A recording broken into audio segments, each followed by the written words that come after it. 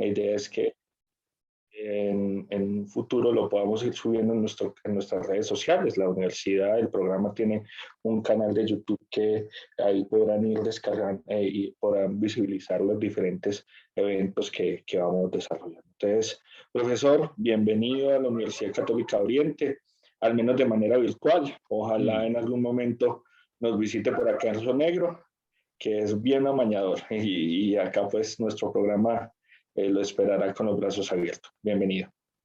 Profesor Wilmar, para usted también un fuerte abrazo, un saludo muy especial y para todos los asistentes, el más cordial de los saludos. Muy buenas tardes para todos ustedes. Antes de continuar, dos preguntas. Número uno, ¿se escucha bien? Perfecto. Bien. Número dos, ¿se ve la presentación? Sí, señor. Perfecto, muy bien, excelente. Pues reitero mis más sinceros agradecimientos a ustedes por la invitación, por abrir ese espacio de diálogo que resulta ser muy importante para esos futuros psicólogos y psicólogas y que de alguna otra medida, pues, de pronto nos invita a una reflexión muy sucinta, muy práctica frente a lo que tiene que ver con este campo aplicado, que en realidad es uno de los campos que ha tenido mucha, digamos, un despegue muy bonito para el contexto colombiano. Como muy bien lo decía el profesor Wilmar hace un momento, mi nombre es Alejandro Jiménez y tengo el orgullo y la oportunidad de acompañarnos en este tiempo que nos han asignado para poder aprender de un campo que efectivamente, como lo dije hace poco, con muchos intereses, con muchas curiosidades, ¿no? Antes de empezar con la presentación, quiero hacer una pequeña premisa, quizás para tumbar un mito. Y es que uno muchas veces piensa que la psicología jurídica se enmarca solamente dentro del contexto penal o del derecho penal, cosa que es completamente falsa. ¿En qué sentido quiero decir esto? En el sentido de que realmente la psicología jurídica puede tener un tipo de injerencia, de rol profesional muy importante, no solamente en el campo penal, sino en diferentes escenarios del contexto del derecho. Háblese penal, háblese civil, háblese administrativo, háblese militar, háblese de familiar, por ejemplo, del menor, por ejemplo. Háblese de cualquier tipo de escenario donde realmente involucre, invita a una reflexión un poco más del derecho.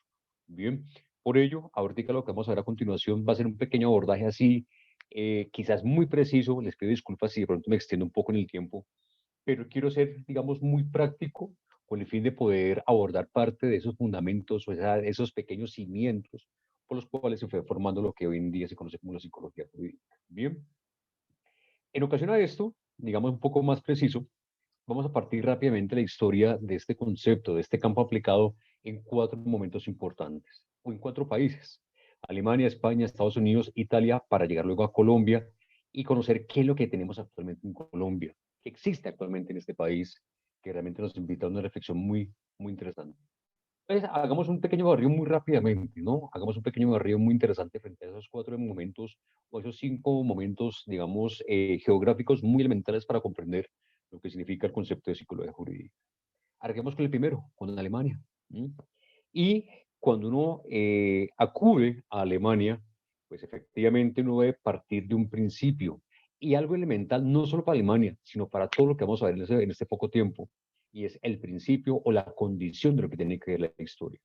Una historia que nos invita a una reflexión, una historia que nos invita a una forma de entender el mundo, una historia que nos invita a comprender cómo fue germinando ciertas circunstancias, en este caso, por ejemplo, el campo jurídico, y saber por qué se llama psicología jurídica, por qué este módulo, o esta invitación, o este campo aplicado en Colombia, se llama psicología jurídica y no se llama psicología ley o otro tipo de psicología, por ejemplo.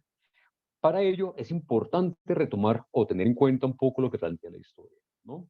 Y demos cuenta, a partir de lo que plantea ese valor histórico Alemania, hay un tema importante. Ustedes van a decir, pero si eso lo vimos por allá en primero, lo vimos por allá en segundo semestre, no sé, cuando vimos la historia de la psicología, bueno, en fin. Pero este señor es importantísimo en muchos elementos, ¿no? Wilhelm Maximilian Wundt, más conocido como Wilhelm Wundt, es un hombre que efectivamente a finales del siglo XIX empezó a darle un auge y darle como un piso científico a la psicología, que como lo dicen los manuales de historia de la psicología, le dio la posibilidad de separar la psicología de la filosofía, dándole un estatuto netamente científico, que es cuando se constituye o se consolida un poco más lo que es la psicología como ciencia. ¿Eso qué tiene que ver con la psicología jurídica? Mucho, demasiado. En el sentido, por ejemplo, primera instancia, el elemento científico. a lo que es un campo de conocimiento nuevo para aquel entonces llamado psicología. Padre de introspección, una de las primeras técnicas o métodos que se desarrolló dentro del ser el comportamiento o del estudio de la psicología como tal, a partir de su escuela, la famosa escuela estructuralista, y cómo se fue desarrollando una serie de, digamos, de auges en torno a lo que es el estudio de ese ser humano o esa conducta del ser humano. Obviamente estoy hablando bajo una mirada muy occidentalista, ¿no? Pero partamos de un principio también que quizás, y lo digo aquí en sentido muy hipotético, quizás no fue la única aproximación para aquel entonces. Uno puede retomarse, digamos, al código Hammurabi y otro tipo de situaciones donde realmente ya existía como una connotación de la explicación de la conducta humana. Pero aquí, bajo esa mirada netamente occidentalista del siglo XIX, pues se remonta parte a lo que fue el principio del señor Wilhelm Wundt frente al nacimiento de la psicología. Entonces, con ese método experimental, lo que dio pie fue para empezar a aplicarlo en diferentes escenarios de la psicología de aquel entonces. Y resulta importante como comprender algo muy, muy particular. ¿Y qué es eso particular? Que a partir de la postura o el desarrollo que tuvo el señor Wundt en su momento, pues efectivamente fue teniendo una permeabilidad muy importante para algunos campos de aplicados de la psicología, que en ese entonces, pues obviamente no hablamos de campos aplicados. No existía como tal ese tipo de denominación. Uno de ellos fue este señor, Hugo Mustenberg. Este señor que ustedes están viendo en sus pantallas es considerado uno de los más importantes psicólogos de la psicología aplicada, ¿no? Y efectivamente demuestra esa tendencia también para la psicología de un campo aplicado a la psicología jurídica, la psicología forense. Mustenberg señaló la necesidad de una reforma legal basada en la experimentación científica. Y cómo este señor Mustemer, alemán, también parte de ese principio de la ciencia, justamente por la escuela o por la descendencia que se fue constituyendo para aquel entonces en Antigua Alemania. La necesidad de un campo de conocimiento basado y fundamentado a partir de lo que significa la ciencia. Publicó el primer manual específico sobre psicología del testimonio titulado On the Witness a inicio de lo que fue el siglo XX. Esto fue uno de los primeros aportes dentro de esta dinámica netamente alemana para comprender lo que hoy en día conocemos como quizás dos campos aplicados a la psicología jurídica. Uno de ellos, lo que tiene que ver con psicología forense, por ejemplo, y el otro, lo que tiene que ver con psicología del testimonio. Esos dos campos aplicados a la psicología jurídica parece ser, parece ser que tienen como un tipo de inicio, de génesis, frente a este momento histórico, particularmente para el caso alemán. De Alemania quiero rescatar un elemento importante, como lo dije hace un momento. La constitución de la psicología basada, fundamentada, aferrada a lo que era la ciencia. Y efectivamente se fue consolidando un poco más esa necesidad de una ciencia aplicada para irlo como, digamos, extrapolando a los diferentes campos del saber de la propia psicología. En el caso de este señor, pues efectivamente fue con la psicología forense, que muchos dicen que efectivamente Mustenberg es uno de los padres o pioneros de la psicología aplicada, pero a su vez también es considerado uno de los pioneros de la psicología forense. Bien, al que creo que alguien tenía el micrófono abierto, no sé. Ok, muy bien. Digamos que este fue como el primer momento, y eso es lo que quiero rescatar aquí, en esta, digamos, en este repaso histórico del aporte más significativo que posiblemente pudo haber tenido la psicología para el caso alemán. Ahora vámonos, por ejemplo, a otro momento histórico. Hablemos de España. ¿Mm?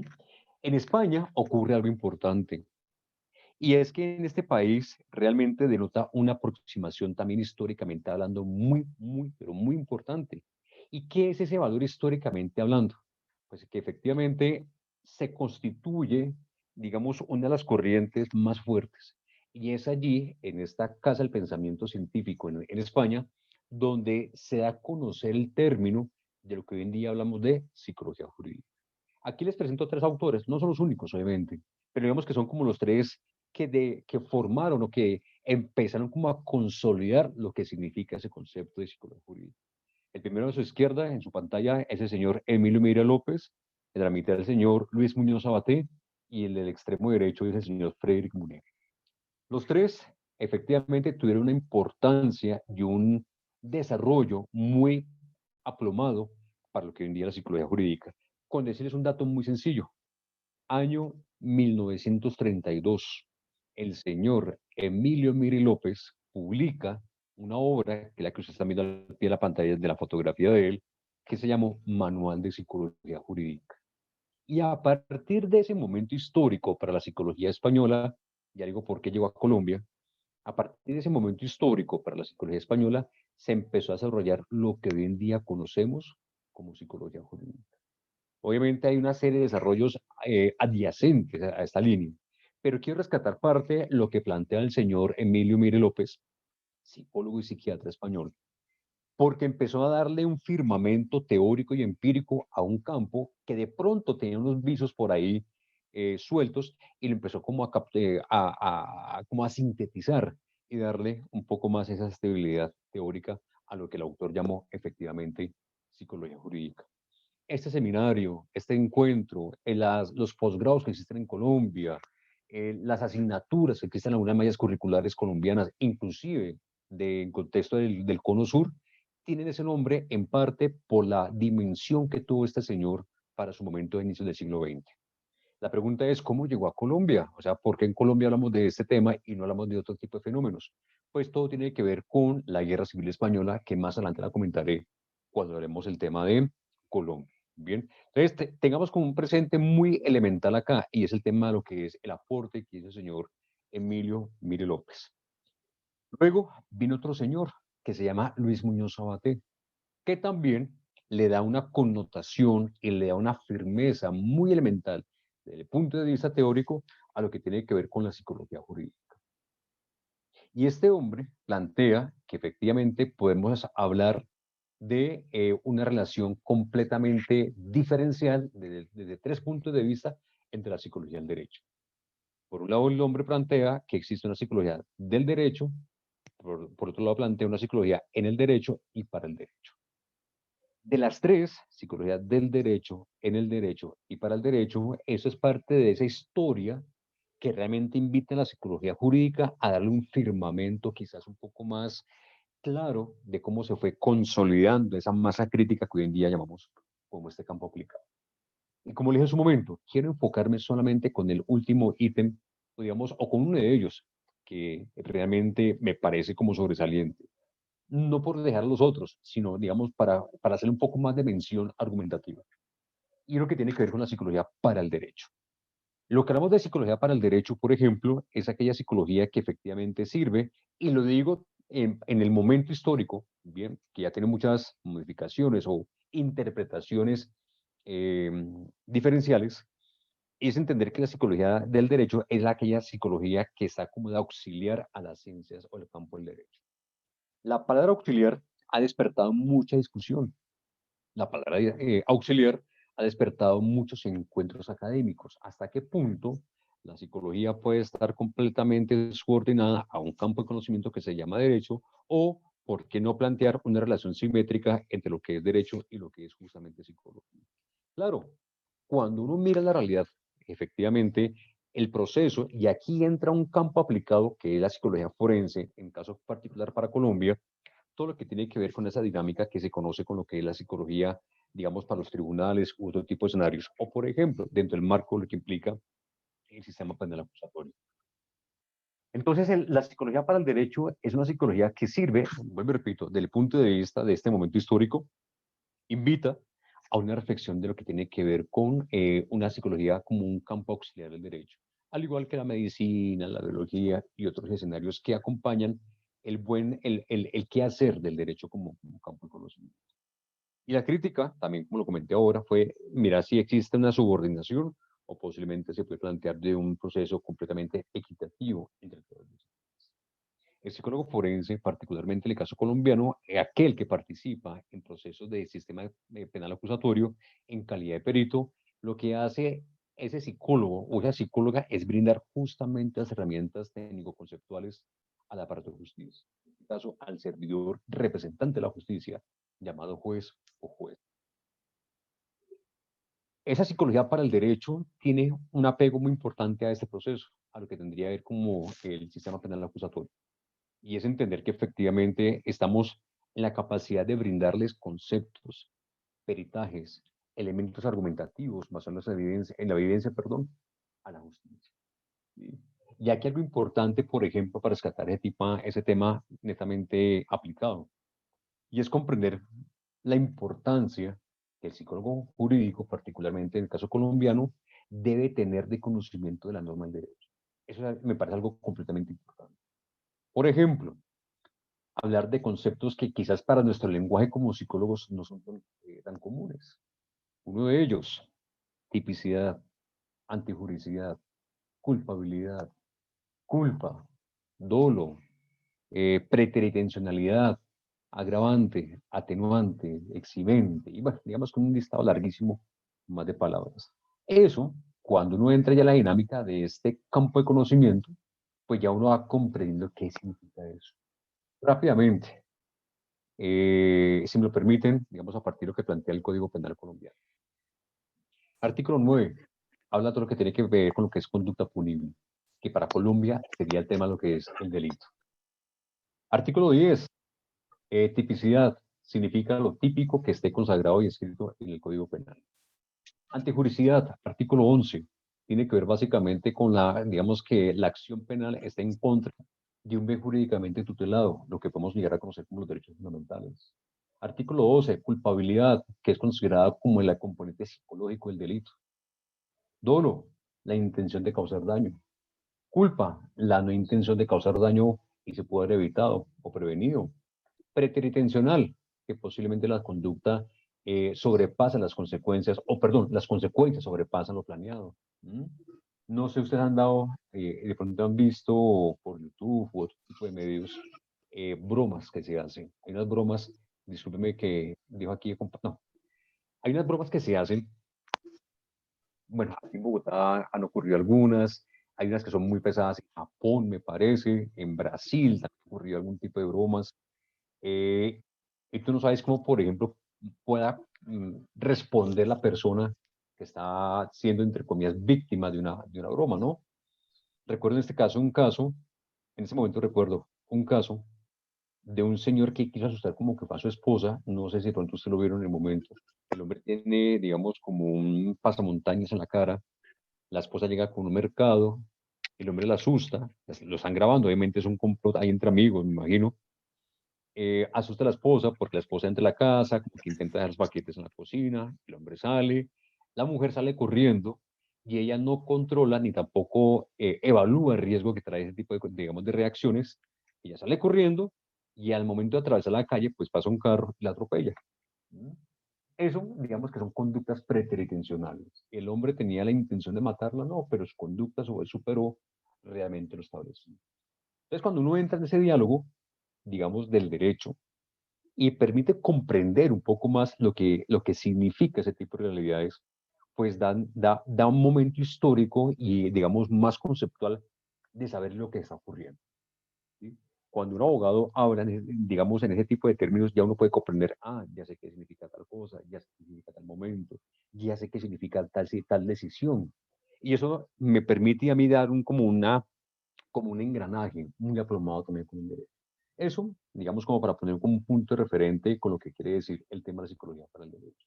Por ello, Luis Muñoz Sabaté es también uno de esos grandes eh, pensadores que le alimentó y le aportó bastante a lo que hoy en día llamamos como la psicología jurídica. Pero otro señor importante, el señor Frédéric Monet, que efectivamente marcó también una tendencia muy importante para este concepto. Y digamos que parte de la teoría de él se conoce como la psicología social del derecho, ¿no? Y es entender, a partir de mi lectura también, es entender cómo este señor permitió unir a la psicología jurídica con otro campo de conocimiento muy útil como es la psicología social. Y cuando uno revisa la psicología social, por ejemplo, en ciertos momentos históricos, encuentra teorías tales como, por ejemplo, del comportamiento violento, de las emociones, de la agresión, y bueno, digamos, otro tipo de situaciones que de alguna otra medida pueden llegar a permear el diálogo jurídico. Entonces, lo que hizo básicamente, o uno, no el único, obviamente, pero uno de los aportes que hizo el señor Frédéric Monet fue justamente ir consolidando una base epistemológica muy anclada a de lo jurídico al contexto social y darle esa posibilidad de entender que existen unas bases epistemológicas, existe un desarrollo conceptual que puede alimentar el diálogo del tema jurídico. Un caso indudable, que efectivamente es uno de los puntos de acción importante de la psicología jurídica, el delito. El delito debe ser visto como una forma completamente integral desde diferentes disciplinas, desde lo económico, lo social, lo político, lo cultural, de la salud, lo psicológico, lo biológico y otros más.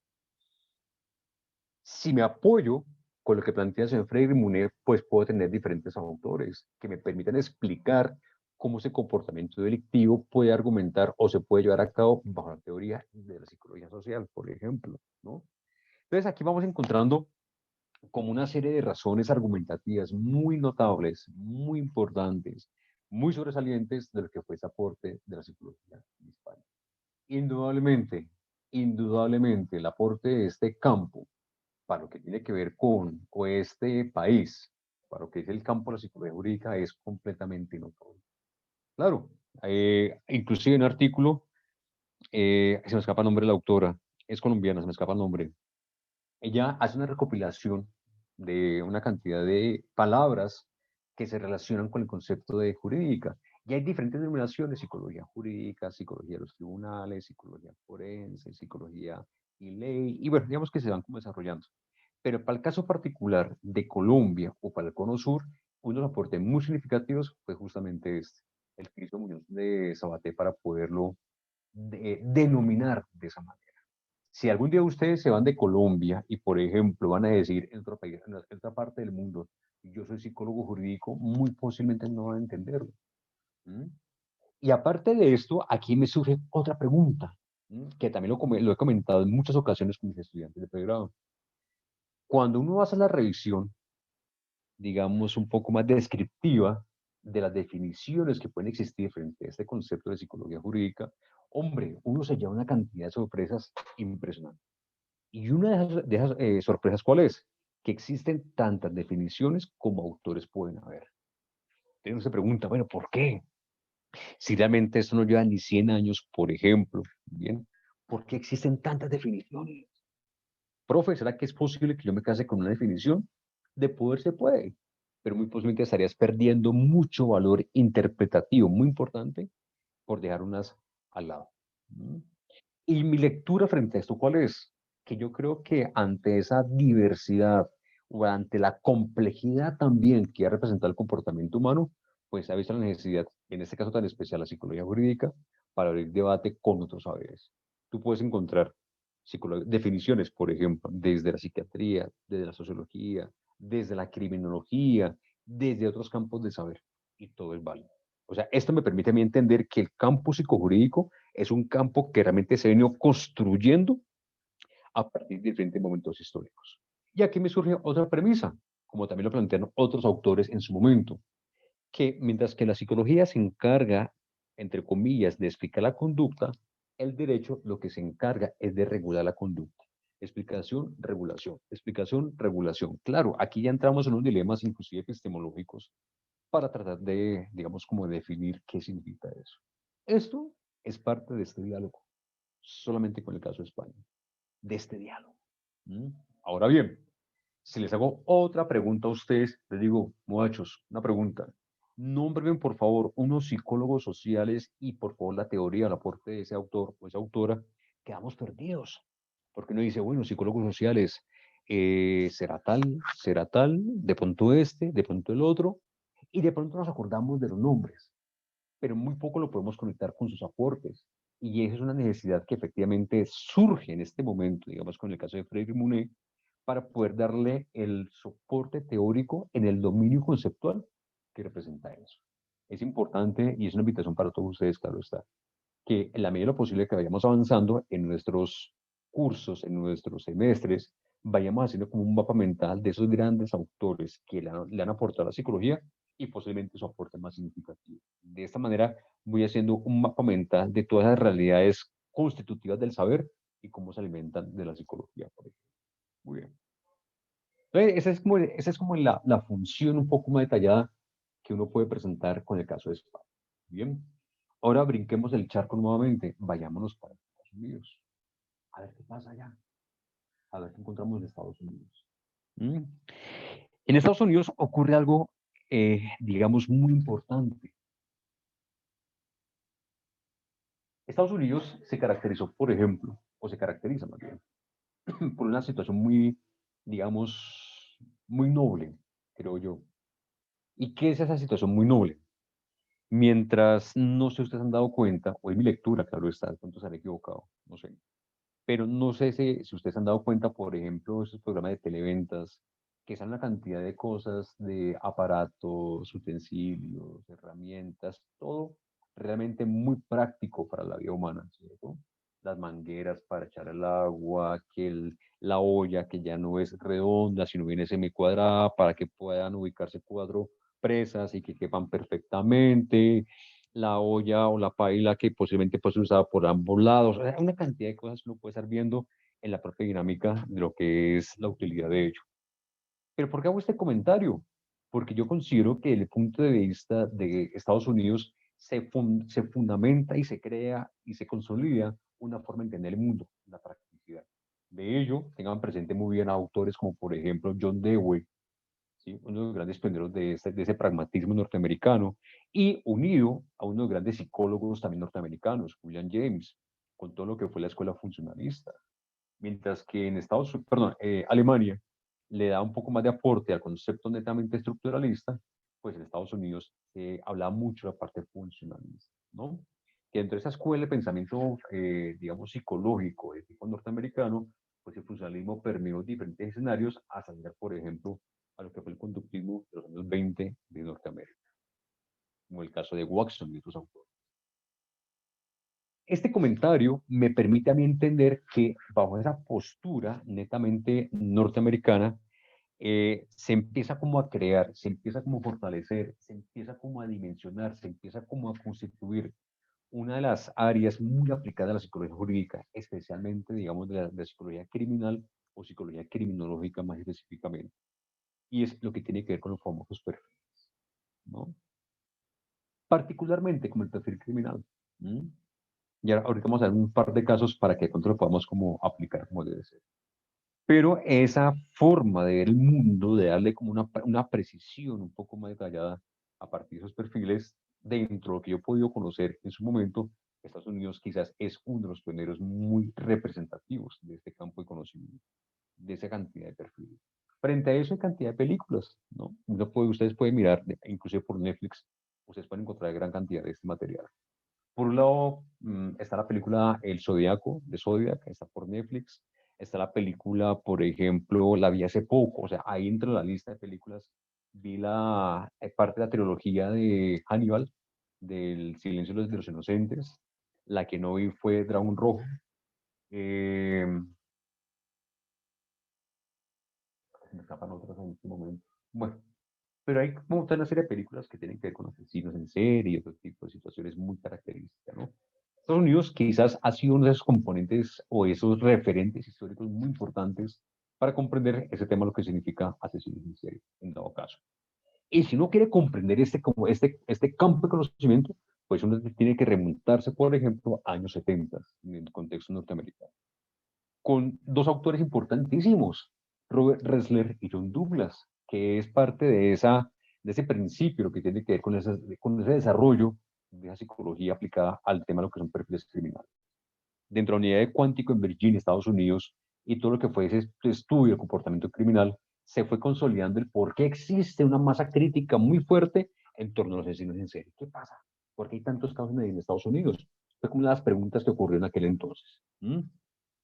Y la palabra de asesinos en serie tuvo una cuna netamente norteamericana, el tema de perfiles y las diferentes técnicas, por ejemplo, el asesino organizado, desorganizado, bueno, en fin, todo ese tipo de nociones que llaman mucho la atención para la ciudadanía a nivel mundial, pues tuvo, digamos, un enfoque muy importante para Norteamérica, ¿no?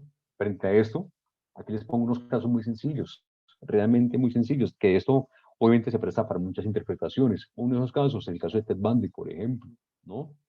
Que representa una dinámica completamente especial de una asesino en serie. Un hombre que para la época, un galán, como se dice, una persona completamente inteligente, una persona completamente abierta con el conocimiento, abogado de profesión, y es uno de los casos de asesinos en serie más, digamos, icónicos que tiene para el contexto norteamericano. ¿Mm? De él hay una película también por Netflix, si mal no recuerdo, se llama Ted Bundy, si alguno de ustedes la puede ver en su momento, y cuando yo, por ejemplo, es una metodología que yo aplico muchas veces. Cuando veo ese tipo de películas, me permiten poder aplicar, reafirmar, mejorar o posiblemente consultar las diferentes dinámicas que se ven en cada uno de los diferentes materiales audiovisuales. En caso de Ted Bundy es muy interesante porque de la ustedes, los que lo quieran ver, claro está, les pueden dar como una serie de nociones interesantes frente a lo que significa ese comportamiento de él, o lo que significó el tema de la mordida, qué significaba para él el tema de morder a las víctimas, lo que representa este tipo de comportamientos para él. ¿Mm? Esta fotografía simplemente es parte de esas mujeres que fueron víctimas de este señor en su momento y cómo todo lo que realmente esa infancia traumática que él tuvo pudo haber tenido como, o pudo haber sido un factor que ha alimentado parte de ese comportamiento criminal. Actualmente estoy haciendo un trabajo con dos investigadores, uno de México y otro de Estados Unidos con el profesor Brent Urbe y por parte de México con el profesor Aurelio Coronado. Brent es uno de los máximos, digámoslo así, perfiladores que hoy en día reconoce el mundo contemporáneo. Tuve la oportunidad de estar aquí en Bogotá con él, hicimos los trabajos aquí también y ahora estamos haciendo un trabajo para la Fiscalía. Entonces estamos, digamos, ahí como complementando ese tipo de realidades en torno a lo que significa ese tipo de realidades, de esas actividades, digamos, en este caso tan especial, con lo que tiene que ver con el comportamiento criminal serial, ¿no? Y aquí surgen palabras como asesino en serie, asesino en masa, y bueno, digamos una cantidad de conceptos que pueden salir aquí a flor. ¿No? Otro caso muy icónico para la historia criminal norteamericana, el caso de Joe Wayne Gacy, conocido como el famoso payaso asesino, bueno, en fin, también con infancia traumática, aparentemente, una obsesión, una característica por los niños, al parecer la sangre, representaba un valor o tuvo un valor representativo para él. Aquí ya entramos en unos temas psicológicos muy importantes, ¿sí?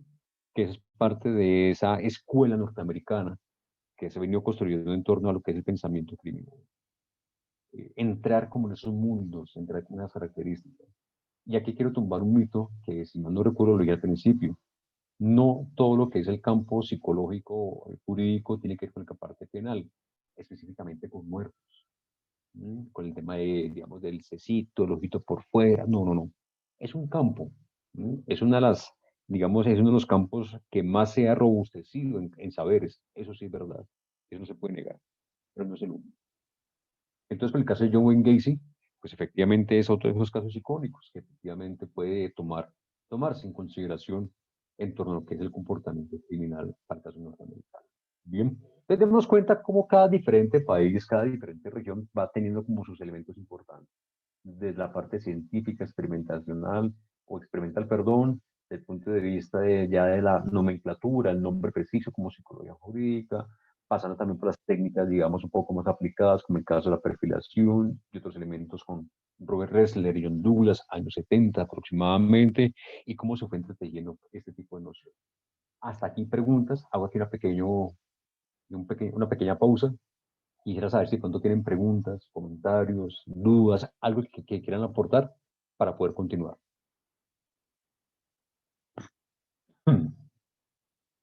O muy aburridor, no sé, pregunto.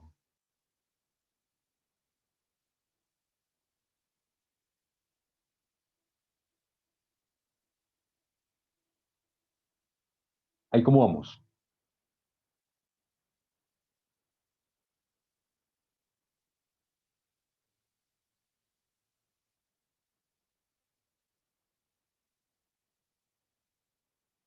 Perfecto, Pedro, muchas gracias. ¿Sí? ¿Se ¿Alguien puede más hablar ahí? por acá, por el Sí, audio? sí, no, claro, de una vez, claro que sí, bienvenida.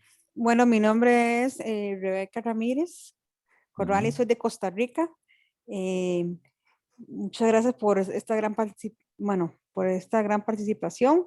Bueno, yo soy psicóloga, gerontóloga y estudiante de Derecho. Qué bueno. En Costa Rica se está la formación de maestría en psicología forense y el tema de los peritajes a nivel de la Administración de Justicia. Ujú. Y mi idea, bueno, me ha gustado mucho porque estoy entendiendo el tema de los antecedentes y el tema de la historia, la psicología jurídica, ¿verdad? Muy bueno, muy interesante. Y esto se abre en campo, pero no solo en temas penales, sino también en temas de peritajes, en temas de procesos ayudar a las personas a entender los mismos procesos, ¿verdad? Judiciales, pero tiene más campo y en mi caso es para las personas adultas mayores de entender bien hacer una gerontología más judicial y más Claro. forense. Entonces los felicito, ¿verdad? Y excelente por el tema. Fíjate, Rebeca, muchas gracias por tu intervención. Fíjate que yo siempre he dicho algo muy, muy importante, y luego con todo respeto, claro está. Yo creo que un elemento importante que el psicólogo o la psicóloga a nivel mundial debe tener muy presente es el valor histórico. Apoyarnos y referenciarnos muchísimo con la historia. Cuando uno remonta la historia y uno se apoya a la historia, pues da como pie para ir entendiendo cómo se fue construyendo las diferentes dinámicas situacionales. Por ejemplo, en este caso con este campo aplicado, ¿no? Y es una realidad que permite dar como un diálogo con otros profesionales, como la ves con otros campos disciplinares. Eso me parece importante porque la historia debe ser transversal. Si tú no conoces la historia, pues efectivamente no sabrás cómo fue el surgimiento de muchos procesos y a su vez quizás estarás haciendo algo repetitivo sin saber por qué. ¿Mm? Cuando uno hace este tipo de lecturas, ya sea por regiones, por continentes o por lo que sea, pues uno ya entendiendo por qué posiblemente ocurren las cosas o por qué se explican de esa manera. Por ejemplo, en el caso de los perfiles, no solamente Estados Unidos, que ha sido un ícono, o digamos un referente más bien muy importante para ello, en el caso de Inglaterra, con el señor David Cantor, también contó que la perfilación geográfica, ¿no? Y él también tiene unos textos y unos elementos muy importantes frente a eso. Ahora bien, si nos enfocamos en una variable importantísima que se llama psicopatía, que ha estado también muy como permeado con el tema de asesinos, pues tenemos que remontarnos a su gran autor que ha venido trabajando por muchísimo tiempo el tema de la psicopatía, Robert Hare, psicólogo canadiense, por ejemplo. Entonces ya uno empieza como a buscar como esos puentes conectores entre diferentes latitudes y cómo poder ir como consolidando parte de esa información histórica para comprender realmente cómo fue la evolución de cada uno de esos momentos tan especiales, ¿no? Perfecto. Entonces, Nada más, sí me dime, gustaría dime. como preguntar, Claro. porque en Costa Rica hemos discutido sobre sí, que tienen que formarse nuevos modelos explicativos, ¿verdad? A nivel de psicología forense o jurídicos, y también sobre pruebas psicológicas, no tanto clínicas, sino más forenses y más Correcto. jurídicas para todo tipo de casos que se ven en la administración de justicia, ¿verdad? No solo Claro. penal, ¿verdad? Así Porque, es. digamos, en mi caso yo trabajo con personas adultas mayores con Alzheimer. Y vea qué interesante mi campo. Y quería como compartirles a ustedes, en Costa Rica se aprobó una ley de autonomía personal para personas con discapacidad y Alzheimer, ¿verdad? O demencias asociadas o trastorno neurocognitivo. Y es para asignarle una persona que lo acompañe a tomar sus propias decisiones, ¿verdad? El tema del derecho de la autonomía e independencia. Ujú. Y, y, Correcto. se- y yo como perito, porque ahorita como estudiante soy perito, ¿verdad? Tengo que hacer todo un análisis cognitivo para ver si la persona está en sus capacidades cognitivas para ejercer sus derechos y obligaciones, Ujú. ¿verdad? Entonces es todo, es interesante desde la gerontología y lo demás, esto se llama la salvaguardia, ¿verdad? Es una figura de garantía de derechos humanos, a pesar de que la persona no puede tomar sus propias decisiones por un tema cognitivo, y hay que buscar pruebas psicológicas más forenses que respondan a lo que la ley, porque digamos, el psicólogo es valorar desde un modelo explicativo, desde pruebas Ujú. psicológicas, para responder lo que la ley le solicita a través del Fíjate. juez. Ajá. No, dale, termina, por favor, qué pena. No, ya terminé. Mami, muchas Ok. gracias. A ti, muchas gracias. Fíjate, por ejemplo, que eso es un punto importante, ¿no? Si uno mira parte de lo que es la psicometría, y como se escucharon, me saqué un profesor, al profesor Sicar, la psicometría forense, pues realmente surge en esa tela de discusión un tema importante y es mirar hasta qué punto el alcance que tienen algunas pruebas clínicas podrían servir para el ámbito forense y una necesidad. Inclusive, si lo miramos del punto de vista de la salud mental tan especial, ya nos damos cuenta que muchas veces esos manuales de diagnóstico, como el DSM-5, tienen unas limitaciones muy especiales para poder comprender la magnitud y la complejidad, digamos, lo que es la salud mental en todo su esplendor, ¿no? Lo mismo puede ocurrir, por ejemplo, con el tema, lo que tiene que ver con las pruebas. Claro, como usted lo decía, Rebeca, se necesita un poco más de esas pruebas forenses que le permitan dar un poco más de datos precisos o claros para el sistema de justicia, para que el juez, como representante de la justicia, pueda tomar las decisiones un poco más asertivas. Y aquí quiero hacer digamos, un valor de felicitaciones para la psicología, y es que la psicología, o al menos aquí en Colombia, por lo que puedo darme cuenta también, la psicología ha tomado un prestigio y ha tomado un valor significativo para la propia justicia. Situaciones o delitos tan especiales donde se requiere la intervención profesional del psicólogo, la psicología, la justicia acude a este campo de conocimiento. Obviamente también en cooperación o en complemento con lo que tiene que ver con la psiquiatría. Pero al punto que quiero rescatar es cómo la psicología ha ido ganando terreno paulatinamente en la construcción sistemática de un saber científico. Claro. Y otro punto que tocaste decir, frente a lo que es el concepto de, digamos, de ese campo que tú vienes desarrollando, ¿no? Y aquí me surgió otro comentario, la ética. La ética como un eje, como un anclaje responsable de todas mis buenas acciones.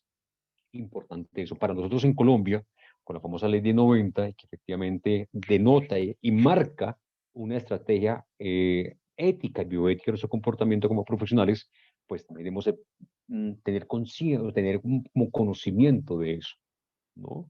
De esa responsabilidad ética, a partir, como lo plantea el modelo principialista de Beckett and Childress, de lo que es beneficencia, no maleficencia, autonomía y justicia. Esto realmente es un principio y es un elemento articulador que nos invita a la buena práctica psicológica. Muy bien. En torno a esto, bien, volvamos acá donde estábamos.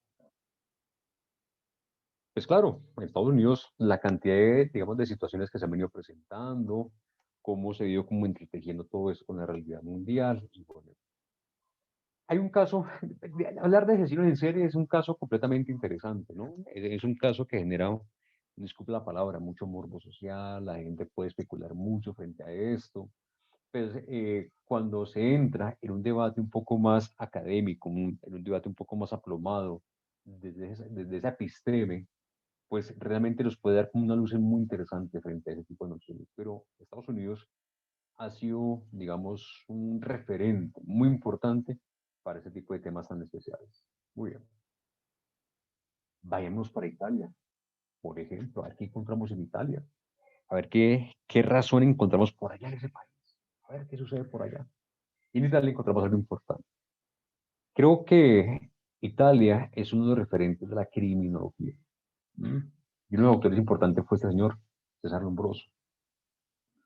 Un referente que para la historia criminológica es un autor clave, clave, que no debe tener en cuenta, ¿no? César Lombroso, padre de la criminología científica, y a partir de su obsesión por estudiar al delincuente, pero no al delito, al delincuente, pues elaboró, digamos, todo un modelo de lo que él llamó el famoso criminal nato, ¿no?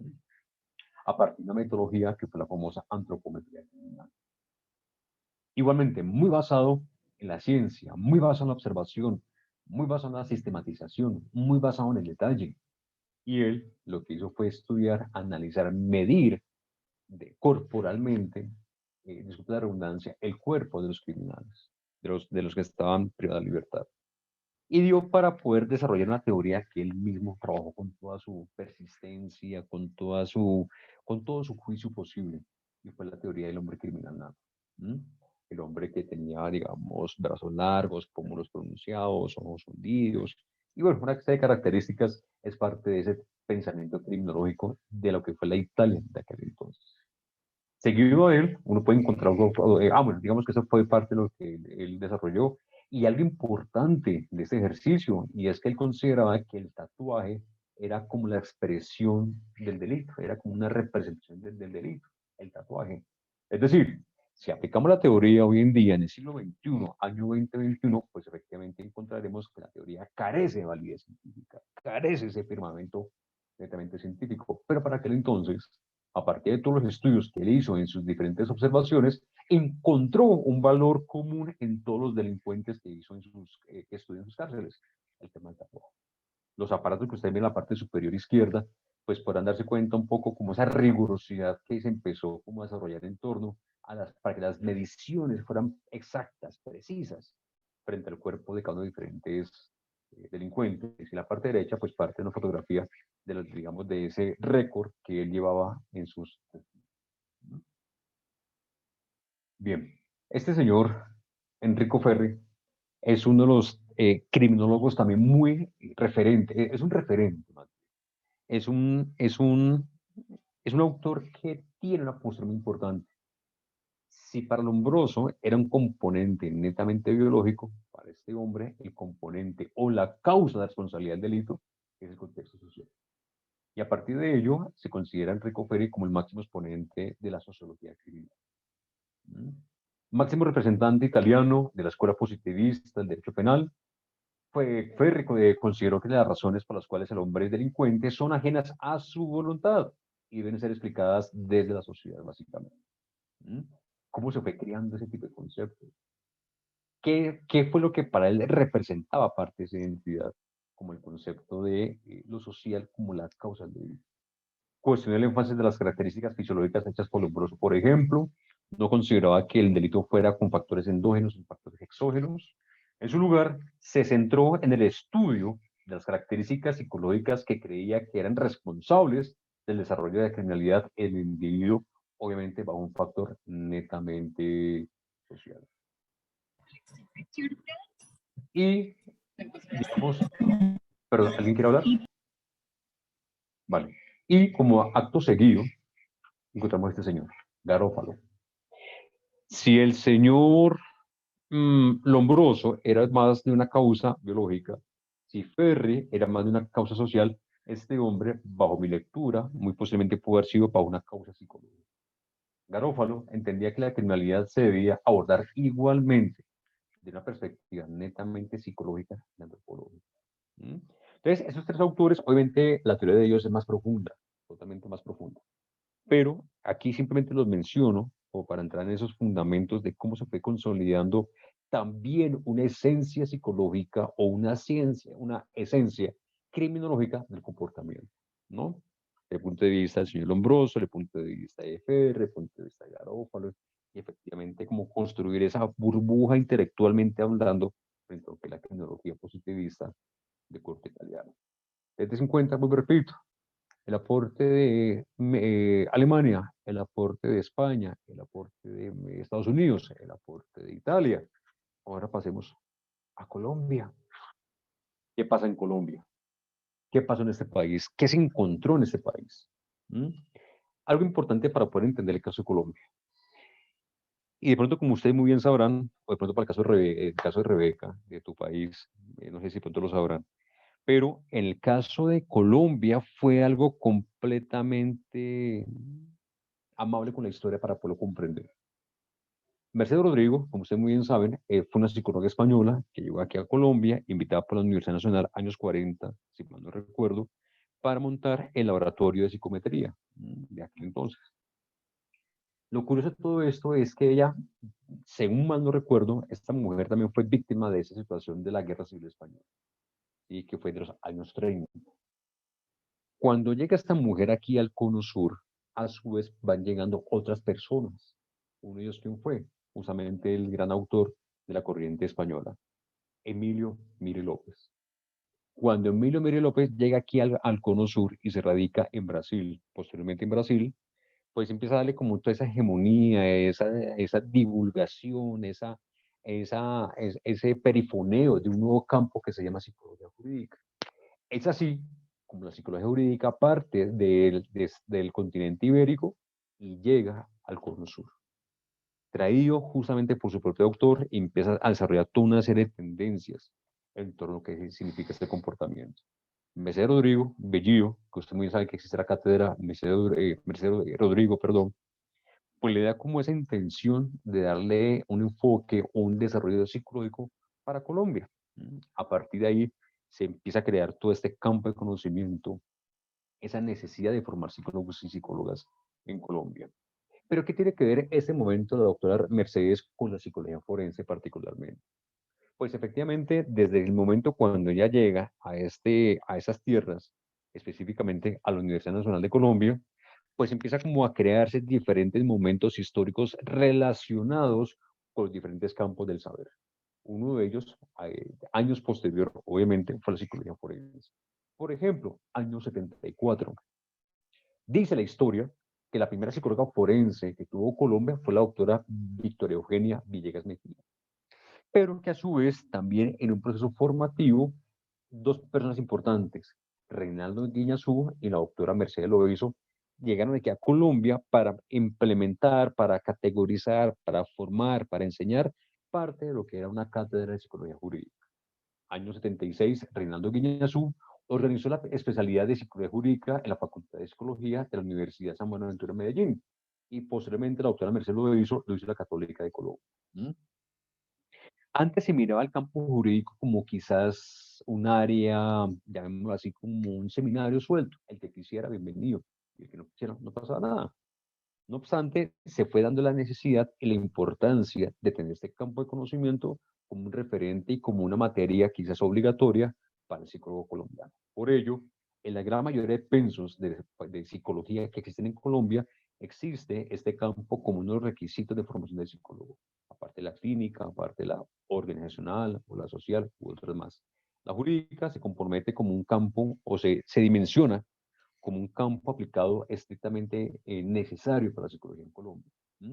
A partir de momentos históricos, y cuando se haga hacer un barrido, digamos un poco más abierto de la psicología jurídica en Colombia, pues han ido creciendo muy significativamente y muy positivamente, por ejemplo, con la cantidad de investigadores reconocidos, publicaciones, programas de posgrado que se han venido ejecutando y manteniendo, ¿bien?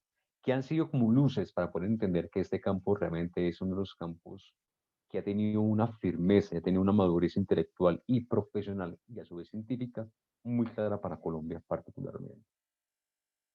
Frente a todo eso, digamos que es un pequeño repaso, pero que uno puede entender en cuenta, o, digamos, expresarlo más bien, es que ese campo de psicología ha tenido como 4 momentos históricos de influencia muy importante, de la psicología social, desde la psicología experimental, desde el derecho, y efectivamente algo que no se puede dejar de lado, como lo ve la psicología política.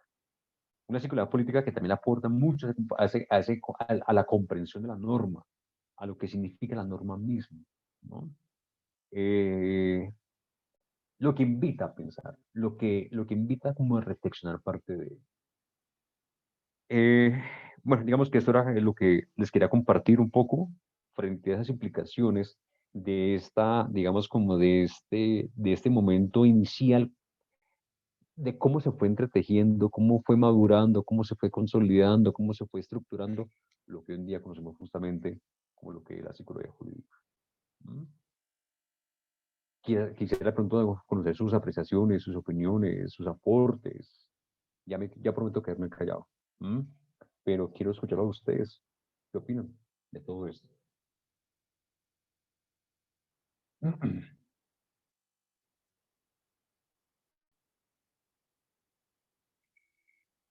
Bien, ¿cómo les pareció? Pregunto.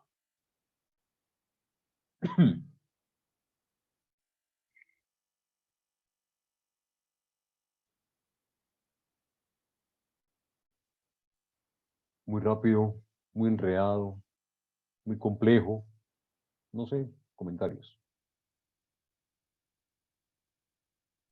Creo que todo ha estado bastante bien explicado y yo también le agradezco mucho por todo lo que nos está compartiendo. A ti, muchas gracias por tu intervención también y por tu tiempo. Muchas gracias.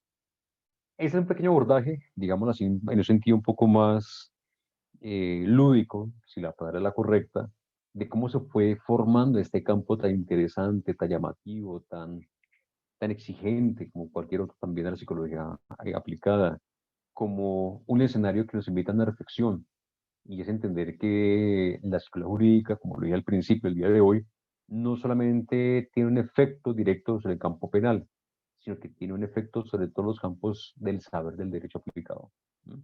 Del derecho penal, del derecho civil, por ejemplo, del derecho a familia, del derecho a la infancia y adolescencia. Es decir, encontramos aquí una serie de necesidades muy latentes. Lo que se necesita es seguir fortaleciendo, lo que se necesita es seguir como creando ese tipo de escenarios como este, para crear esa cultura, digamos, un poco más dialéctica, un poco más analítica, un poco más deliberativa, que nos invita a una reflexión en conjunto, ¿no? Y yo creería que no solo con el campo jurídico, sino con todos los campos aplicados, digamos, clásicos y los que posiblemente puedan emerger de las propias necesidades. Muy bien. ¿Qué otros comentarios quieren compartir ustedes? Prometí quedarme callado, pero me es imposible.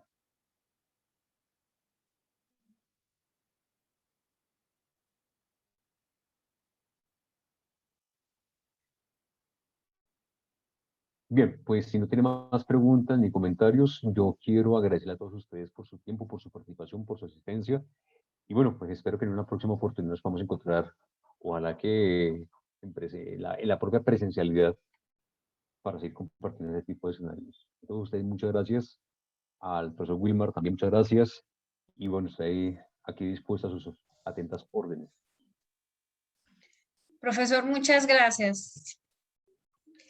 No sé si no hay más comentarios, si alguien de pronto Sí. tiene algo más que, Quería saber si, no sé, que participar, que preguntar, comentar. Y creo don que todavía Alejandro, tengo una. sí, don Alejandro tendrá un correo electrónico para estar en contacto. Y pero ya te lo anoto aquí si quieres por el chat. Claro que sí.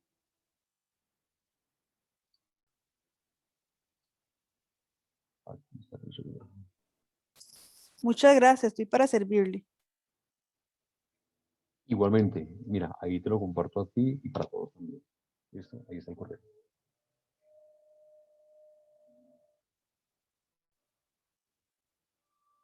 ¿Vale? No, ustedes muchas gracias. Realmente muchas gracias. Y espero que en este corto tiempo que compartimos, de pronto algo se haya quedado. Porque quedan muchas cosas pendientes, claro que sí. Esto es de un semestre, de un año trabajando juiciosos. Pero bueno, espero que esto haya sido algo así como que les haya quedado como al menos unas curiosidades por comprender y por ahondar un poco más en este campo tan bonito como la psicología jurídica. Muchas gracias. No sé si mi profe quiera comentar algo más. No, profe, muchísimas gracias para recordarle a las personas que el registro de asistencia está en el chat.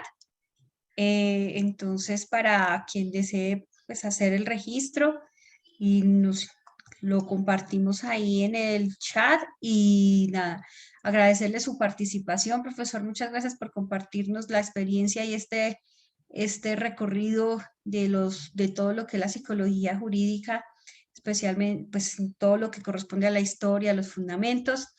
Muchísimas gracias a las personas que nos acompañan. Y bueno, próximamente estará disponible en el canal de YouTube de la universidad. Muchísimas gracias y buenas tardes para todos. Muchas gracias para todos también. Una feliz tarde. Muy amable. Profe, muchas gracias. No, a ti por la invitación. Muchas gracias también.